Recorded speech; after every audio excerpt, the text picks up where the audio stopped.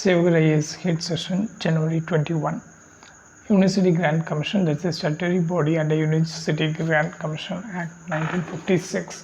இதில் இவங்க கொண்டு வந்த ரெகுலேஷன் 2010 ரிலேட்டட் டு வைஸ் சான்சலருடைய அப்பாயின்மெண்ட் ஆஃப் ஸ்டேட் யூனிவர்சிட்டிஸ் அதை இப்போ அமெண்ட்மெண்ட் பண்ணியிருக்காங்க.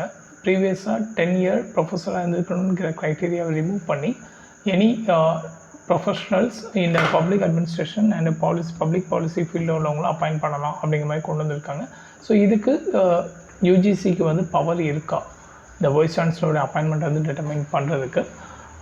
ஆக்டும் பைலாஸ் சபார்டினேட் லெஜிஸ்லேஷனும் ஒன்றா ரெகுலேஷன் ரூல்ஸ் இதெல்லாமே இது ஸ்டேட்டுடைய சவரனிட்டியாக எடுக்கலாமா அப்படிங்கிற மாதிரியான கொஷனுக்கு சுப்ரீம் கோர்ட் அண்டோடைய and direction as well as other highlighting ஆர்டிகல்ஸை வச்சு அதை டிஸ்கஸ் பண்ணியிருக்காரு. Will discuss then IMEC that is India Middle East Europe economic corridor. இது வந்து 2023 இந்தியாவில் ஒரு G20 சமிட் நடந்துச்சு, இந்தியா வந்து ஹெட் பண்ணாங்க. ஸோ அப்போ கொண்டு வந்த ஒரு இனிஷியேட்டிவ். ஸோ இது வந்து சைனாவோட பெல்ட் அண்ட் ரோடு இனிஷியேட்டிவை கவுண்டர் பண்ணுற மாதிரியான ஒரு இனிஷியேட்டிவ். இப்போ இவர் ட்ரம்ப் வந்ததுக்கப்புறம் இதோடைய நெக்ஸ்ட்டு ப்ராக்ரஷன் எப்படி இருக்கும் அப்படிங்கிற மாதிரியான ஒரு ஆர்டிக்கிள் அதோட இம்பார்ட்டன்ட் சிக்னிஃபிகண்ட் சேலஞ்சஸை பற்றி பேசியிருக்காங்க. Let we discuss the distinguished jurist. இப்போ ஆஸ் ஆஃப் நவ் ஜட்ஜஸ் அப்பாயின்மெண்ட்டில் இருக்கக்கூடிய வேகன்சிஸ், அதனால் ஆகக்கூடிய delays in justice and also the pending of cases, இதுக்கு இடையில் பார்த்திங்கன்னா ஆர்டிகல் 217 கிளாஸ் 2 சப் கிளாஸ் சியை வந்து இதை நல் அண்ட் வைட் பண்ணிட்டாங்க. ஸோ இந்த டிஸ்டிங்விஷ்ட் ஜட்ஜஸ் ஜூரிஸ்ட் வந்து சோஃபார் அப்பாயிண்ட் பண்ணப்படலை. ஸோ அந்த இந்த ஆர்டிகுலர் ரிட்டர்ன் கொண்டு வரணும் and there is a need for those judges அப்படின்னு சொல்லி ஆர்டிக்கிளில் டிஸ்கஸ் பண்ணியிருக்காங்க. That will discuss. தென் கேரளாவில் ஒரு கேஸ் ஸ்டடி.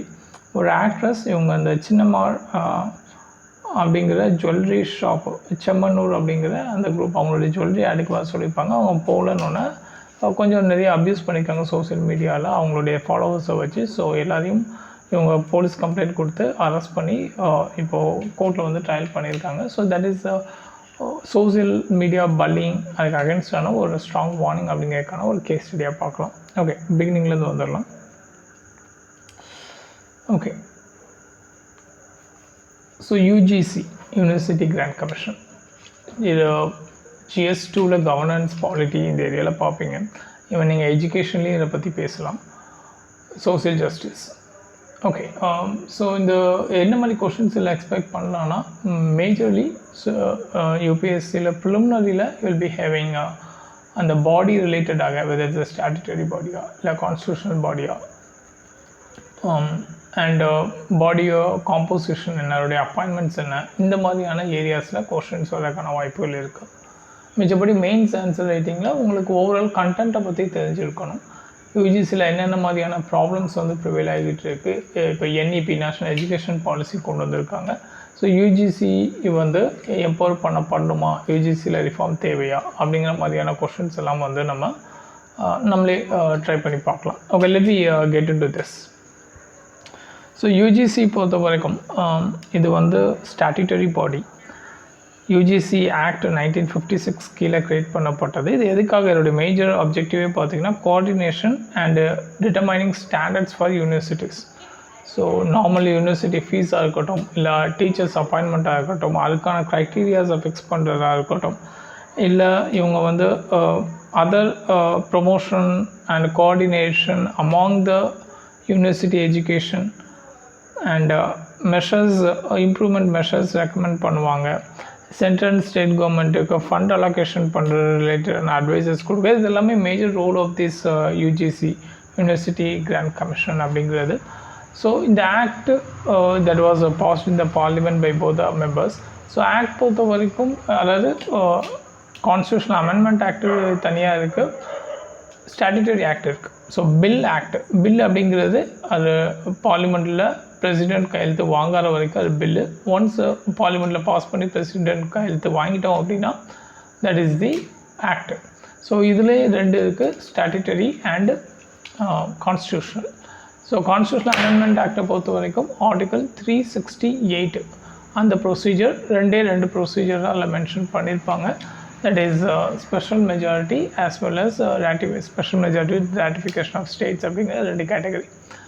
ஸோ இது போக சிம்பிள் மெஜாரிட்டி கான்ஸ்டியூஷன் அமெண்ட்மெண்ட்லேயே கொண்டு வருவாங்க. எங்கெங்கெல்லாம் கான்ஸ்டியூஷனில் வந்து அதை மென்ஷன் பண்ணியிருக்காங்களோ, ஃபார் எக்ஸாம்பிள் நீங்கள் வந்து சிட்டிசன்ஷிப் ஆக்ட், ஸோ அதிலே வந்து கான்ஸ்டியூஷன்லேயே பார்லிமெண்ட் வந்து கேன் மேக் ஏ ஆக்ட் அப்படின்னு சொல்லியிருப்பாங்க. ஸோ அதெல்லாம் சிம்பிள் மெஜாரிட்டியில் வரும். சிட்டிசன்ஷிப் ஆக்ட் 1955 பாஸ் பண்ணியிருப்பாங்க. இந்த மாதிரி நிறைய ஆக்ட்ஸ் வந்து இருக்குது.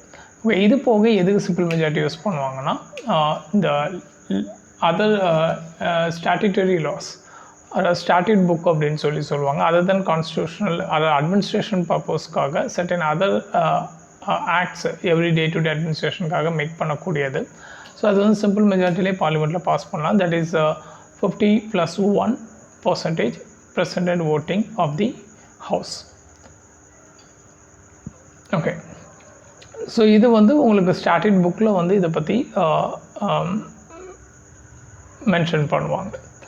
இதை தாண்டி தெர் இஸ் சபார்டினேட் லெஜிஸ்லேஷன், அதாவது ரூல்ஸ் அண்ட் ரெகுலேஷன்ஸ். இதெல்லாமே பார்த்திங்கன்னா எக்ஸிக்யூட்டிவ்ஸ் வந்து மேக் பண்ணுவாங்க. அதாவது ஆக்ட் வந்து ஒரு ஒரு அவுட்லுக்கை வந்து கொடுத்துரும். அது உள்ள சர்டன் அதர் ஆக்டிவிட்டீஸு ரெகுலேஷன்ஸ் எல்லாமே யார் பண்ணுவாங்கன்னா executives with the power direct from that particular act. இவங்க தான் எல்லாமே மேக் பண்ணுவாங்க. ஸோ அந்த பேசிஸில் தான் யூஜிசி ஆக்ட் 1956 கீழே வரக்கூடிய பவரை வச்சு யூனிவர்சிட்டி கிராண்ட் கமிஷன் வந்து ரெகுலேஷன் 2010 ஒன்று பாஸ் பண்ணுறாங்க. அதை வந்து க்ரியேட் பண்ணுறாங்க. இது வந்து பார்லிமெண்ட்டில் இந்த ரூல்ஸ் ரெகுலேஷன்ஸ் எல்லாம் வந்து பார்லிமெண்ட்டில் வந்து டிஸ்கஸ் பண்ணுவாங்க. பட் ரெகுலராக பாஸ் பண்ண மாட்டாங்க.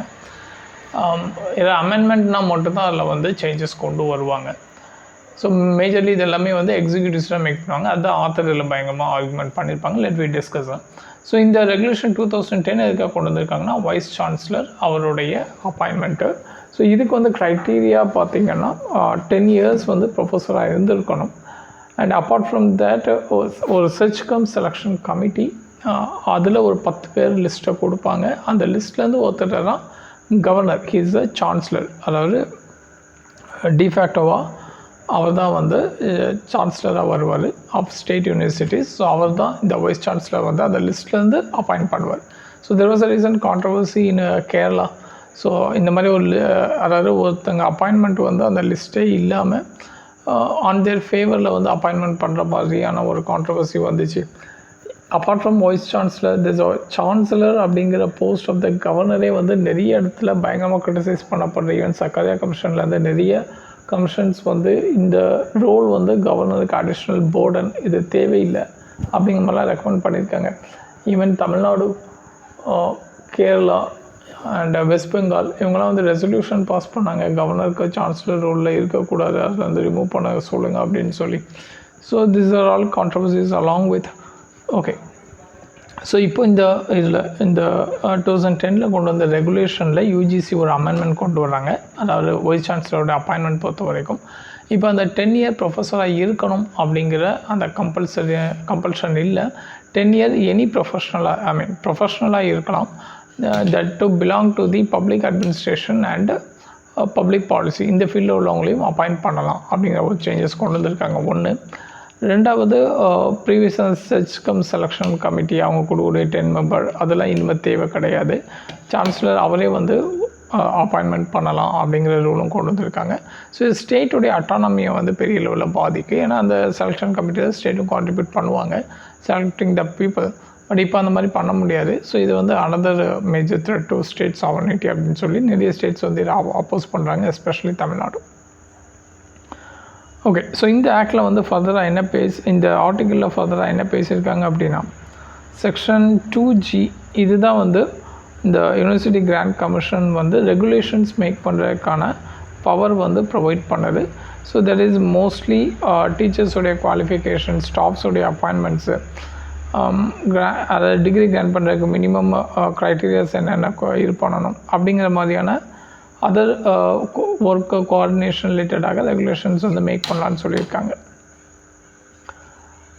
ஓகே, ஸோ பட் ஆனால் there is no mention about இந்த selection, qualification and appointment of vice chancellor பற்றி எந்த இடத்துலையும் சொல்லப்படலை அப்படிங்கிறது ஆத்தரில் வந்து ஆர்கியூ பண்ணுறாங்க.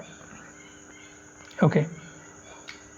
ஸோ இப்போது இதில் என்ன ப்ராப்ளம் வருதுன்னு பார்த்தீங்கன்னா, இந்த subordinate legislation, that is rules and regulations, இது வந்து உங்களுக்கு ஆக்ட் மாதிரியே வந்து ஆக்ட்டுக்கும் இதுக்கும் ஒரே மாதிரியான பவர் இருக்க முடியுமா அப்படிங்கிற ஒரு கொஸ்டின் கேட்டிருக்காங்க. ஸோ எல்லா ஸ்டேட் யூனிவர்சிட்டிஸும், நாட் ஓன்லி ஸ்டேட் யூனியன் ஆகட்டும், ஸ்டேட் ஆகட்டும், other central university or state university, எல்லாமே வந்து ஒரு ஆக்ட் பாஸ் பண்ணி தான் வந்து க்ரியேட் பண்ணுறாங்க அந்தந்த லெஜிஸ்லேச்சரில். ஸோ தேர்ஃபோர் அதுக்கு ஹெட்டாக வரக்கூடிய வைஸ் சான்சலர் அப்படிங்கிற ரோல், இது வந்து யூஜிசியோடைய ஜாப் கிடையாது. அதோடைய ஸ்டாண்டர்ட்ஸ் எல்லாம் ஃபிக்ஸ் பண்ணுறது அப்படின்னு ஆத்தர் மென்ஷன் பண்ணுறாரு. இதுக்கு his pointed out that Bombay high court வந்து சுரேஷ் பட்டிகேடு அந்த கேஸில் 2011 வந்து has mention that anything that directly impacts the standard of the education that should be avoided. அதாவது ப்ரோஸ் சான்சலர், வைஸ் சான்சலர் இந்த அப்பாயின்மெண்ட் ரிலேட்டடாக அதை வந்து அவாய்ட் பண்ணணும் அப்படிங்கிற மாதிரி சொல்லியிருப்பாங்க. Then section 26 of the university grant commission. So இதில் வந்து எந்த விதமான மேண்டேட்டும் வைஸ் சான்சலர் ரிலேட்டடாக அந்த செலெக்ஷன் ப்ராசஸ் ஆர் அப்பாயின்மெண்ட்டில் வந்து யூஜிசி வந்து ரூல் மேக் பண்ணலான்ங்கிற எந்த மென்ஷனும் கொடுக்கப்படல. ஸோ யூஜிசியோடைய ரெகுலேஷன் இந்த ஸ்டாட்யூட்டரி ஆக்டை வந்து பைபாஸ் பண்ண முடியுமா, இல்லை டேக் ஓவர் பண்ண முடியுமா அப்படிங்கிற கொஸ்டினை வந்து இங்கே கேட்டிருக்காரு. பிகாஸ் நிறைய நேரங்களில் வந்து இந்த வைஸ் சான்சலருடைய அப்பாயின்மெண்ட்டை வந்து இவங்க வந்து கட் பண்ணியிருக்காங்க, டெர்மினேட் பண்ணியிருக்காங்க. ஸோ அப்போது யூஜிசிக்கு வந்து அவ்வளோ பவர் இருக்கா அப்படிங்கிற ஒரு question, because it's just a subordinate legislation. Then again same case, அந்த சுரேஷ் பட்டிகேடு கேஸில் வந்து அதில் எஸ்பெஷலி இந்த ரெகுலேஷன் 7.3.0 2010 வந்த ரெகுலேஷன். ஸோ இதில் கோர்ட் என்ன சொல்லியிருப்பாங்கன்னா, அதாவது பார்லிமெண்ட் ஆக்டை வந்து ஒரு ஜென்ரல்,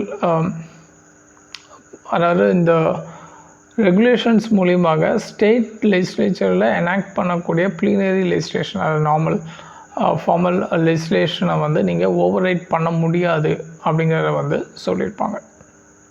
தென் அதே ஜட்ஜ்மெண்ட்டை சுப்ரீம் கோர்ட் வந்து கல்யாணி மாதிவண்ணன் அப்படிங்கிற கேஸில் ஓவர் ரூல் பண்ணிவிட்டு, இல்லை இது வந்து யூஜிசிக்கு பவர் இருக்குதுன்னு சொல்லியிருப்பாங்க. என்ன ரீசனில் சொல்லியிருப்பாங்கன்னா, இப்போ ரெகுலேஷன் ஆர் ரூல்ஸ் வந்து யூஜிசி மேக் பண்ணுறாங்க அப்படின்னா அது பார்லிமெண்ட்டில் போய் அப்ரூவல் வாங்கிட்டு தான் வருது அப்படின்னு சொல்லியிருக்காங்க சுப்ரீம் கோர்ட்டில். இதுக்கு ஆத்தர் என்ன ஆர்கியூ பண்ணியிருக்காங்கன்னா, அதாவது சுப்ரீம் கோர்ட் வந்து ரெகுலரான பார்லிமெண்ட்டோடைய ஃபார்மல் ப்ரொசீஜர் தெரியாமல் சொல்லியிருக்காங்க.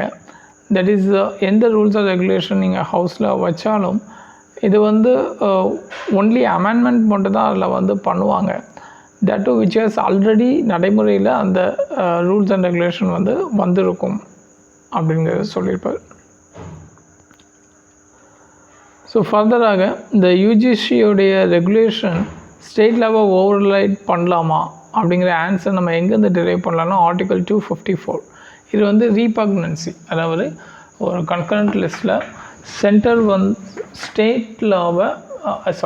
ஸ்டேட் லா வந்து சென்டருடைய லாவை வந்து வயலேட் பண்ணால் அது வந்து சென்டருடைய லாவாக வந்து ப்ரிவேல் ஆகும் அப்படிங்கிறது தான். இல்லை எஸ்பெஷலி அந்த கிளாஸ் 2 of article 254 இதை தான் வந்து டீல் பண்ணுது. But there is a clause 2 அல்லது ஸ்பெசிஃபிக்காக இன்கேஸ் ஸ்டேட் வந்து அவங்களுடைய ஆக்டை பிரசிடெண்ட்டுடைய அக்சென்ட் வாங்கிட்டாங்க அப்படின்னா they can take over the centers law அப்படிங்கிற ஒரு நார்ம் உண்டு. பட் இதுக்கும் ரெகுலேஷன் வேறு, ஆக்ட் வேறு. ஸோ அதுக்கு நிகராக வந்து ரெகுலேஷனை பார்க்க முடியாது அப்படிங்கிறத ஆத்தரில் வந்து பேசியிருப்பார். ஓகே, நெக்ஸ்ட் போயிடலாம்.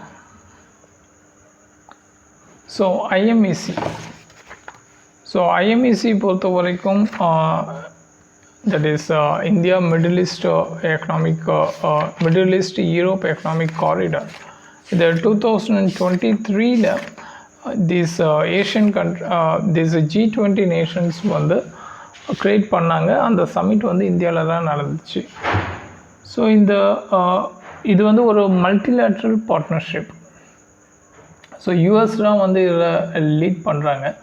மேஜர்லி இதில் வந்து ஒரு 8 மெம்பர் ஸ்டேட்ஸ் இருக்காங்க.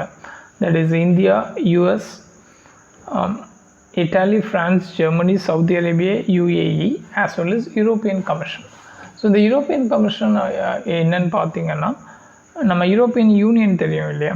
ஸோ யூரோப்பியன் யூனியனில் ஒரு 28 மெம்பர்ஸ் இருக்காங்க. ஸோ அதில் அந்த யூரோப்பியன் யூனியனுடைய எக்ஸிக்யூட்டிவ் பாடி தான் இந்த யூரோப்பியன் யூனியன் கமிஷன் அப்படின்னு சொல்லக்கூடியது. இது கிட்டத்தட்ட வந்து இப்போ நம்ம கேபினட் மினிஸ்ட்ரிஸ் இருக்கிற மாதிரி ஓவரால் யூரோப்பியன் யூனியனுக்கு ஆனால் ஒரு கேபினட் கவர்மெண்ட் அப்படின்னே சொல்லலாம். இதில் 27 மெம்பர்ஸ் இருப்பாங்க. ஃப்ரம் ஆல் தி மெம்பர் ஸ்டேட்ஸ்லேருந்து பார்ட்டிசிபேட் பண்ணுவாங்க. இந்த யூரோப்பியன் யூனியன் அப்படின்னு சொல்லும்போது அதோடைய கவர்னன்ஸ் ஸ்ட்ரக்சர் எப்படி இருக்குன்னு பார்த்தீங்கன்னா, தெர் இஸ் அ யூரோப்பியன் கவுன்சில்னு ஒன்று உண்டு. இது பொலிட்டிக்கல் டைரக்ஷன்ஸ் அண்ட் அதே ப்ரையாரிட்டி ஏரியாஸை டிஸ்கஸ் பண்ணக்கூடிய ஒரு ஃபோரம்.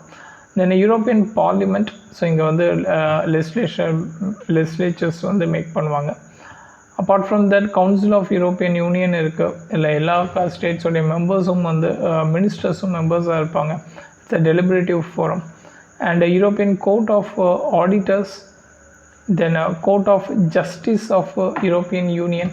நமக்கு international court of justice in UN இருக்கிற மாதிரி இங்கே வந்து court of justice of European union இருக்காங்க.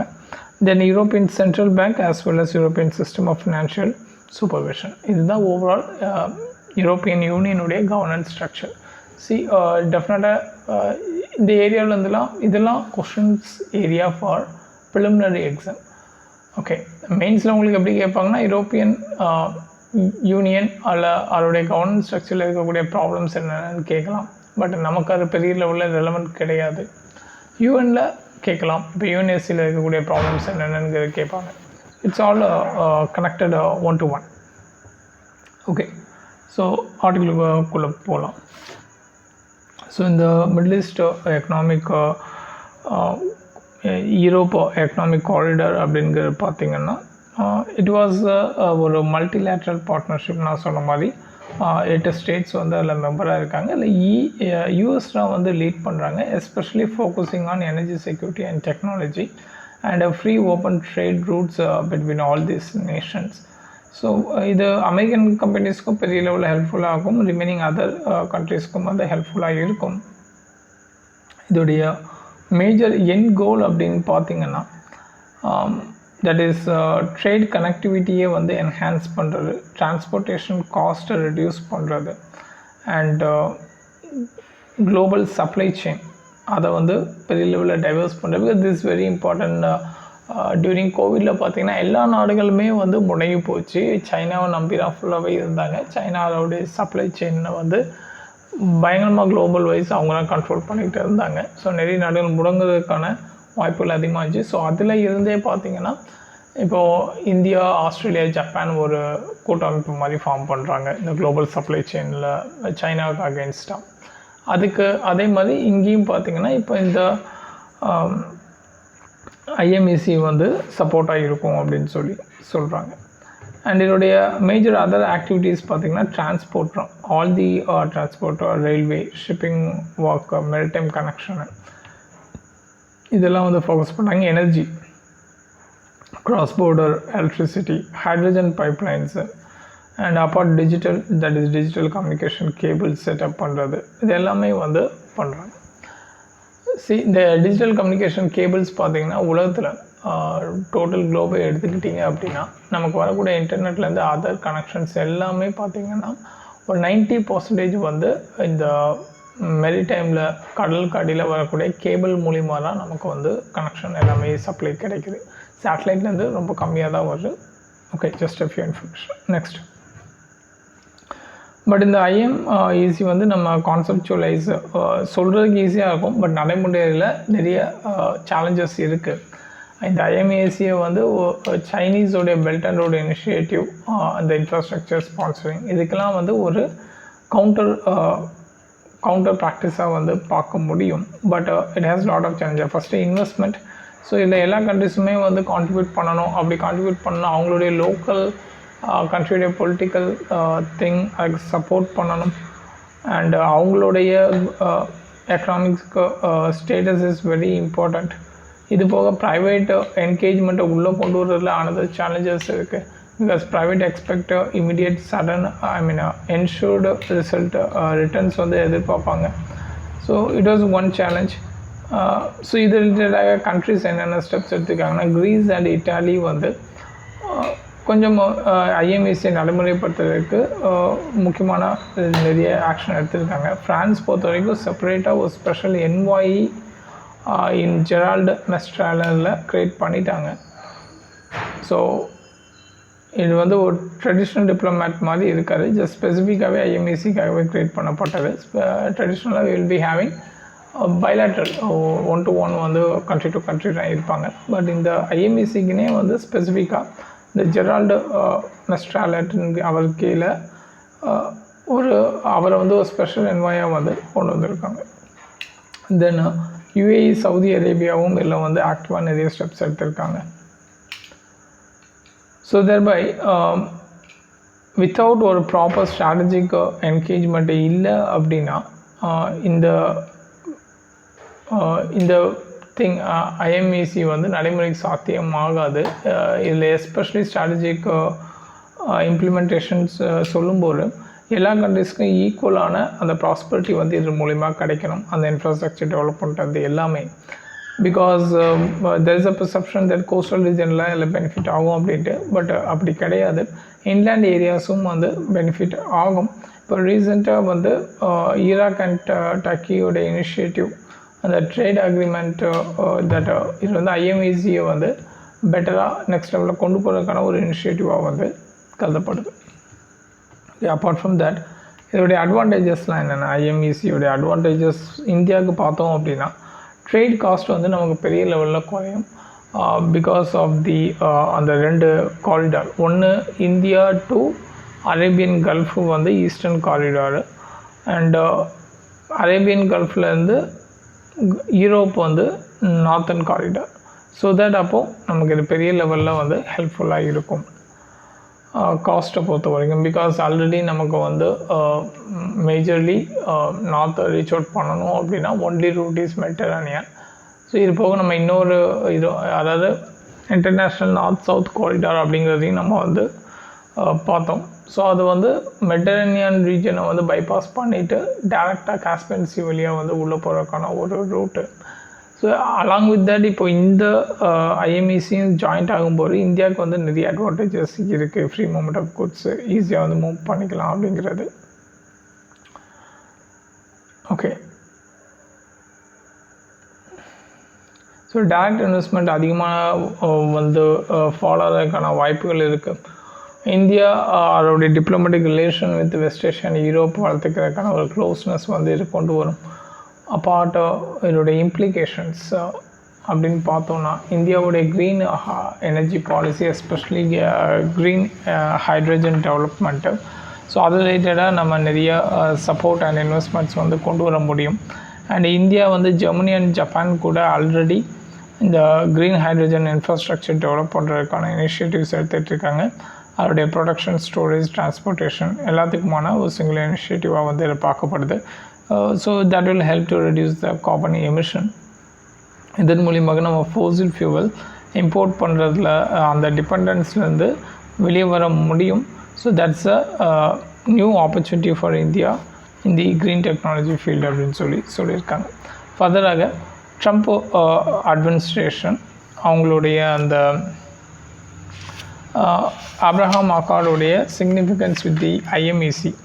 ஸோ ஓகே, ஆப்ரஹாம் அக்கார்டு பார்த்திங்கன்னா உங்களுக்கு 2020 சைன் பண்ணப்பட்டார் between UAE, Israel and Bahrain. இது என்னென்னா, ஸோ இந்த அரப் இஸ்ரேல் கான்ஃப்ளிக்டில் வந்து ஒரு நார்மல்சி எல்லோரும் ஃபாலோ பண்ணுறது, பாலஸ்தீனியன் கொஸ்டின் அசைட் பண்ணிவிட்டு டெவலப்மெண்ட்டை நோக்கி முன்னேறி போகிறது தான் இவருடைய மேஜர் திங்கே. இந்த யுஏஇ தான் வந்து ரொம்ப குரூஷியல் ரோலு. அண்ட் யூஎஸ் வந்து இந்த அக்ரிமெண்ட்டை வந்து மீடியேட் வந்து பண்ணாங்க. இதை பொறுத்த வரைக்கும் இந்த ஆப்ரஹாம் அப்படிங்கிற நேம் பார்த்திங்கன்னா இது ஒரு common ancestor for this Jews Arabs இவங்களுக்குலாம் பார்த்திங்கன்னா காமன் ஆன்செஸ்டராக கன்சிடர் பண்ணக்கூடிய ஒரு பர்சனாலிட்டி. ஸோ அதனால் இது ஆப்ரஹாம் அக்கார்டு அப்படின்னு சொல்லி வச்சுருக்காங்க. இல்லை, there's another term. Indo Abraham accord அப்படிங்கிறது that is nothing but Indian relationship with the middle east நேஷனை மீன் பண்ணக்கூடியது தான் இண்டோ ஆப்ரஹாம் அக்கார்ட் அப்படிங்கிறது. ஸோ இந்த நார்மல் ஆப்ரஹாம் அக்கார்டில் இனிஷியலாக வந்து இஸ்ரேல், UAE, பஹ்ரைன் இருந்தாங்க. லேட்டஸ்ட் சூடான், மொராக்கோவும் அதில் ஜாயின் பண்ணியிருக்காங்க. பட் ஓமன் அண்ட் கத்தார் பார்த்திங்கன்னா they are not ready to accept this Abraham Accord. whereas Iran, Qatar எல்லாமே பார்த்திங்கன்னா they will be against the Sunni Muslims. So ஷியா சன்னி 2 பிரிவினர் இருப்பாங்க. So that is the Abraham accord. Because இஸ்ரேலை வந்து ஒரு கண்ட்ரியாகவே வந்து 1990s வரைக்கும் யாருமே வந்து அங்கீகரிக்க ரெடியாக இல்லை. India is the first country that recognised Israel as a separate country. அது தொடர்ந்து நிறைய கண்ட்ரிஸ் வந்து இஸ்ரேலுக்கான ஒரு முக்கியத்துவத்தை வந்து கொடுக்க ஆரம்பித்தாங்க. ஓகே, ஸோ இந்த ஆப்ரஹாம் அக்கார்டு அப்படிங்கிறது பார்த்திங்கன்னா it become very significant. And இப்போ இந்த IMEC ப்ராஜெக்ட் சக்ஸஸ்ஃபுல்லாக ஆகிறதுக்கு அது வந்து பெரிய லெவலில் ஹெல்ப்ஃபுல்லாக இருக்கும் அப்படிங்கிறத ஆத்தர் சொல்லியிருக்காங்க. ஓகே, ஸோ இப்போது ட்ரம்ப்பு வந்திருக்காரு. ஸோ இதில் என்ன மாதிரியான சேஞ்சஸ் கொண்டு வர போகிறாரு அப்படிங்கிறத வில் வெயிட் அண்ட் சி. இது எந்த அளவுக்கு துரிதமாக இந்த இன்ஃப்ராஸ்ட்ரக்சர் ப்ராஜெக்ட்ஸ் எல்லாத்தையும் முன்னெடுப்பாங்க அப்படிங்கிறதையும் பார்க்கலாம் அப்படின்னு சொல்லியிருப்பாங்க. Next, we need distinguished jurists and judges. See, there are a lot of vacancies. இப்போ நீங்கள் கிட்டத்தட்ட ஒரு 371 post out of 1122 post sanctioned இந்த high court as a high court judges. இதில் வந்து கிட்டத்தட்ட 371 போஸ்ட் வந்து வேக்கண்ட்டாக இருக்குது. அகமதாபாத் ஹைகோர்ட் பார்த்திங்கன்னா 50% ஆஃப் த ஜட்ஜஸோட தான் ஃபங்க்ஷன் ஆகிட்டு வருது. இது போக 60 lakh பெண்டிங் கேசஸ் இருக்குது எல்லா ஹைகோர்ட்லேயுமே. ஸோ இதனால் வரக்கூடிய டிலேட் ஜஸ்டிஸ். ஸோ நார்மலி பார்த்திங்கன்னா இந்த கொலிஜியம் ரெக்கமெண்டேஷனை பேஸ் பண்ணி தான் அப்பாயின்மெண்ட் அப்படிங்கிறது பண்ணப்படுது. தட்டோ அது வந்து நிறைய பொலிட்டிக்கல் டமாயிலுக்குள்ளே போகுது. இந்த NJAC நேஷ்னல் ஜுடிஷியல் அப்பாயின்மெண்ட் கமிட்டிலாம் கொண்டு வந்தாங்க. ஏன் அப்படின்னா ஜுடிஷியல் அப்பாயின்மெண்ட்டில் வந்து ஒரு வெளிப்படைத்தன்மை இல்லை அப்படிங்கிற மாதிரி கவர்மெண்ட்டு சொல்கிறாங்க. ஜுடிஷியல் என்ன சொல்கிறாங்கன்னா, கவர்மெண்ட் வந்து எங்களுடைய judicial independence that's a basic structure. So அதை வந்து வயலேட் பண்ணுறதுக்கு நீங்கள் வந்து வயலேட் பண்ண ட்ரை பண்ணுறீங்க அப்படின்னு சொல்லி கோர்ட் வந்து அதை கண்டெம் பண்ணுறாங்க. ஸோ இந்த இதுக்கு இடையில இப்போ லாஸ்ட் ஒரு ஃபியூ இயர்ஸாக இந்த கொலிஜியமோட ரெக்கமெண்டேஷனை கொஞ்சம் ஃபாஸ்ட்டாக கவர்மெண்ட் அக்செப்ட் பண்ணிட்டு வந்தாலுமே நம்பர் ஆஃப் ஜட்ஜஸ் ரிட்டைர்மெண்ட் ஆகிறதுக்கு ஈக்குவலான அப்பாயின்மெண்ட் வந்து சோஃபா பண்ணப்படுறது இல்லை. ஸோ இதனால் அதிகமான கேஸ் லோடு வந்து பைலப் ஆகுது. So it's a time to fill up all the full sanction strength அப்படிங்கிறத ஆத்தர் பேசியிருப்பார். இதுக்கிடையில் article 124 class 3 subclass C and article 217 class 2 subclass C of Indian Constitution இதை பொறுத்த வரைக்கும் இந்த டிஸ்டிங்கிஷ்ட் ஜூரிஸ்ட் அப்படிங்கிறவங்கள பிரசிடெண்ட் அப்பாயிண்ட் பண்ணலாம், சுப்ரீம் கோர்ட் ஜட்ஜாவோ இல்லை ஹைகோர்ட் ஜட்ஜாவோ அப்படிங்கிற அந்த ஆப்ஷன் கொடுத்துருப்பாங்க. ஸோ அதை வந்து இப்போது நல் அண்ட் வாய்டுன்னு சொல்லி ரிமூவ் பண்ணிட்டாங்க. Okay, ரிப்பீல்ட்.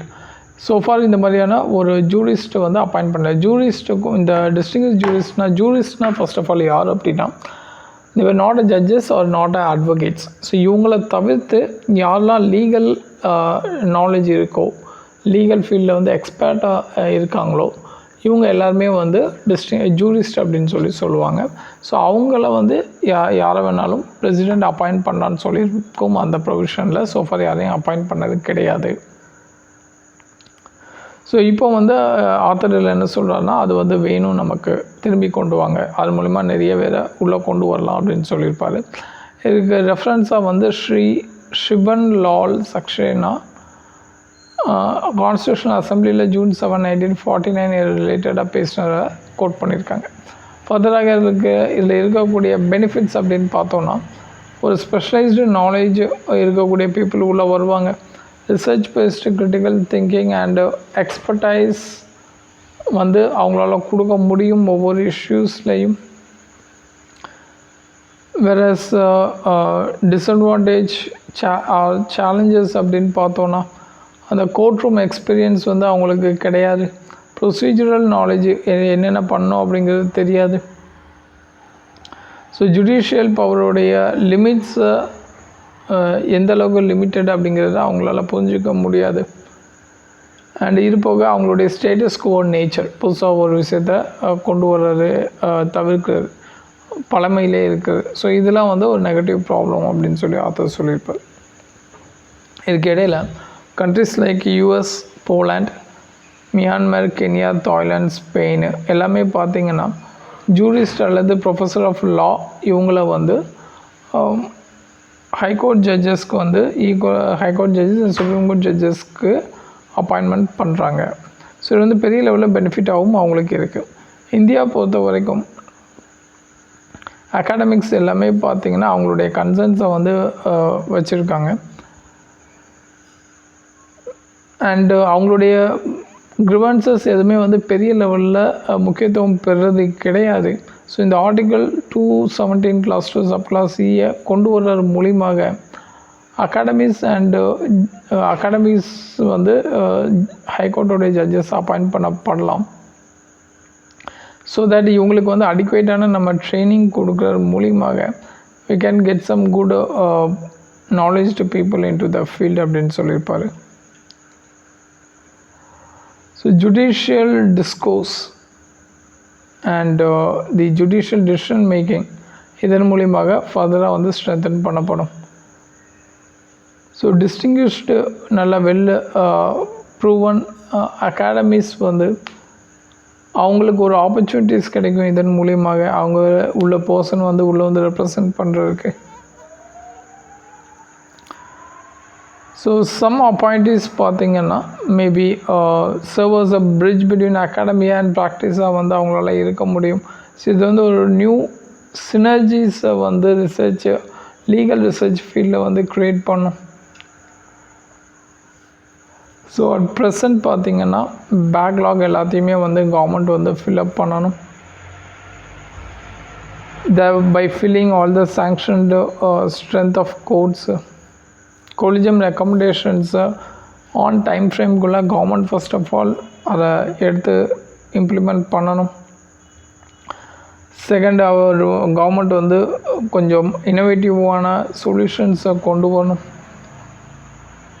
thereby reintroducing that article 217 class 2 sub class C வந்து கொண்டு வரணும் அப்படிங்கிறத ஆத்தரில் வந்து டிஸ்கஸ் பண்ணியிருக்காங்க. நெக்ஸ்ட் போயிடலாம். So it's a general case study தான். இந்த செம்மனூர் அப்படிங்கிற ஒரு ஜுவல்லரி ஷாப்பு, ஸோ அவங்களுக்கு நிறைய பிரான்ச்சஸ் இருக்குது. ஸோ அதில் ஒரு பிரான்ச்சுக்கு வந்து ஒரு ஆக்ட்ரஸை கூப்பிட்டுருப்பாங்க போல் திறப்பு விழாக்கு. பட் அவங்க வந்து ஏதோ ரீசனுக்காக வரல. ஸோ அதுக்கப்புறம் அந்த ஆக்ட்ரஸ் வந்து பயங்கரமாக ட்ரோல் பண்ண ஆரம்பிச்சிட்டாங்க சோசியல் மீடியாவில் வித் தேர் சப்போர்ட்டர்ஸ். ஸோ இந்த லேடி வந்து ஆக்ட்ரஸ் வந்து டேரெக்டாக போலீஸில் கம்ப்ளைண்ட் கொடுத்துட்டாங்க. ஸோ கம்ப்ளைண்ட் கொடுத்து இப்போ நிறைய பேர் அரெஸ்ட் பண்ணியிருக்காங்க. அண்ட் பீப்புள் வந்து அந்த இதில் ஈடுபட்டவங்க எல்லாருமே வந்து அந்த அக்கௌண்ட்டில் டெலிட் பண்ணிட்டு போகிறாங்க. அண்ட் அந்த செம்மனூர் அப்படிங்கிற கொஞ்சம் ஹை ப்ரொஃபைலில் அவங்கள வந்து வித்தவுட் எனி ஹெசிடேஷன் அரெஸ்ட் பண்ணது. அண்ட் சுப்ரீம் கோர்ட்டில் வந்து அவருக்கு ட்ரையலுக்கு வந்து அலோவ் பண்ணியிருக்காங்க ஜட்ஜஸ் கீழே. ஓகே, இப்போ வந்து பெயில் வாங்கியிருக்காரு. So this will give the warning for the social மீடியாவில் உமனை டார்கெட் பண்ணி பல்லிங் பண்ணுற ஆக்டிவிட்டீஸ்க்கு அப்படிங்கிற மாதிரி ஆத்தர் சொல்லியிருப்பாங்க. Okay, thank you.